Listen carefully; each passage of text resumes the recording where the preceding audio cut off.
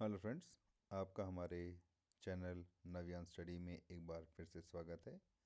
आज हम एक बार फिर से आपके सामने उपस्थित हुए हैं क्लास 12th की हिस्ट्री का फर्स्ट चैप्टर ईंट, मनके और अस्थियों के 7वें पार्ट में।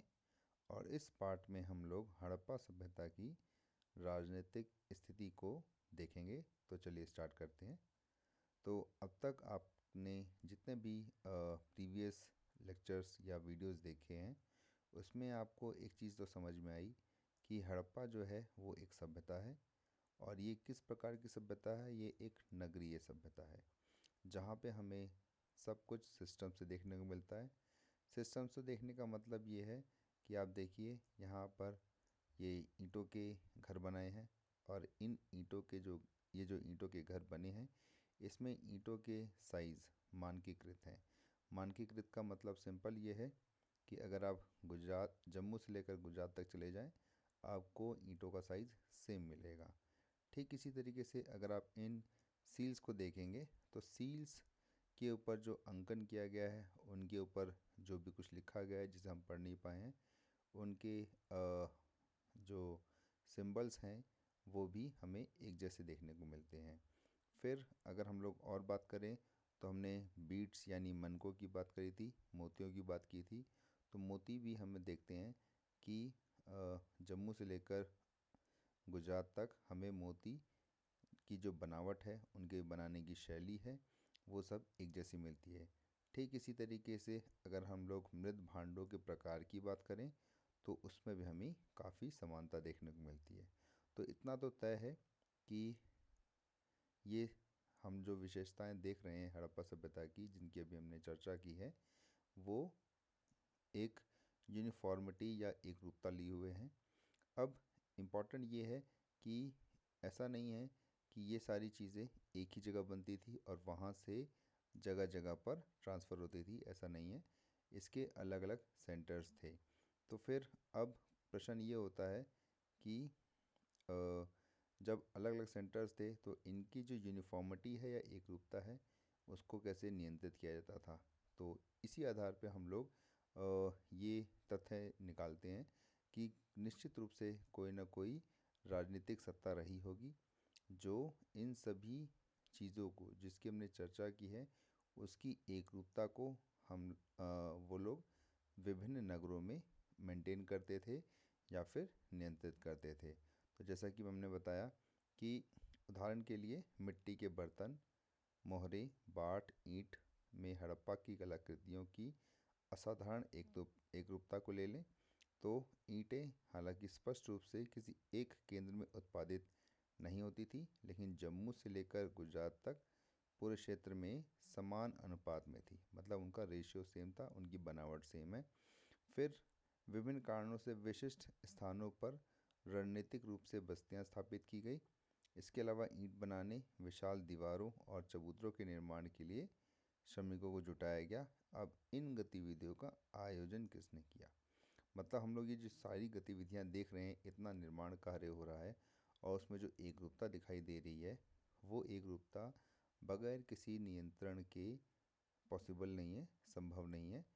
तो अब हमें इतना तो पता चल गया कि हड़प्पा सभ्यता में कोई ना कोई प्राधिकरण अथॉरिटी थी जो इन सभी चीज़ों को मेंटेन या रेगुलेट कर रही थी।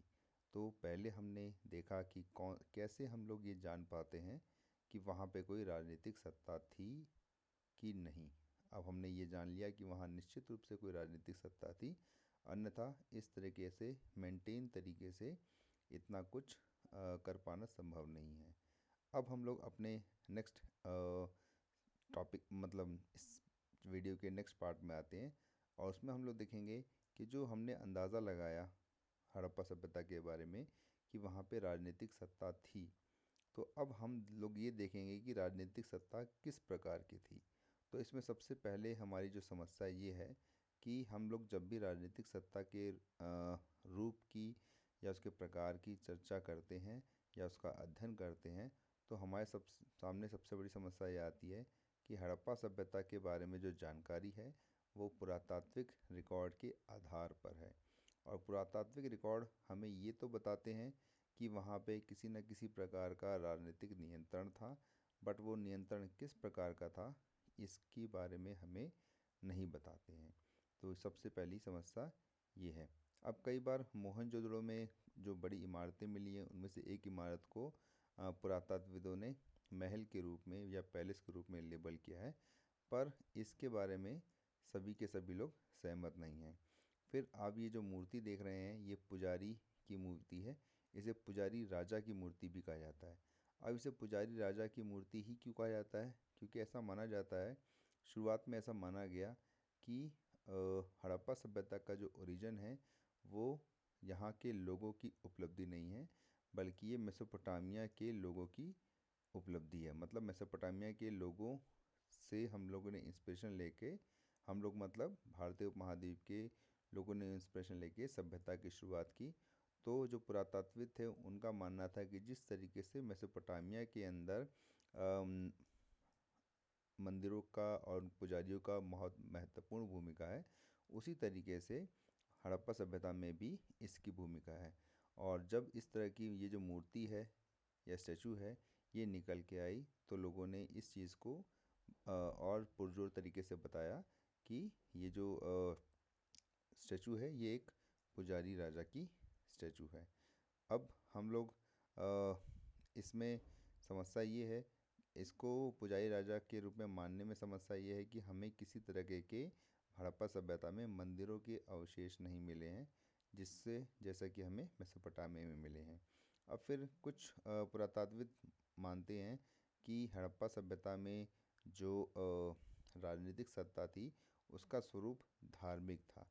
मतलब धार्मिक सत्ता का उपयोग उन्होंने राजनीतिक शक्ति के रूप में किया था और उसी के आधार पर वो लोग नगरों को मेंटेन करते थे। बट अगेन वही समस्या आती है कि पुरातत्व की दृष्टि से हम इसको समझ पाने में अभी भी असमर्थ हैं। अब कुछ अन्य व्याख्याएं भी हैं जहां पर कुछ पुरातत्वविदों का मानना है कि हड़प्पा सभ्यता में कोई भी शासक नहीं है और सभी को समान दर्जा दिया गया है।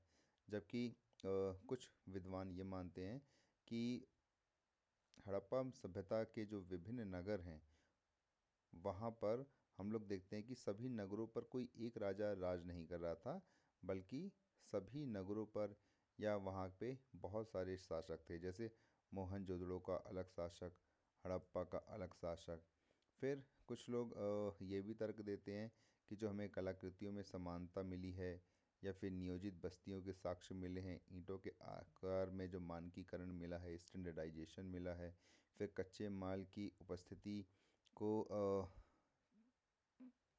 को देखते हुए हम लोग देखें कि बस्तियों की जो स्थापना की गई है उसके आधार पर वो लोग कहते हैं कि इतना सब कुछ कर पाना अलग अलग शासकों के बस की बात नहीं है, उनके बीच में संतुलन बैठाना बहुत ही कठिन होता है।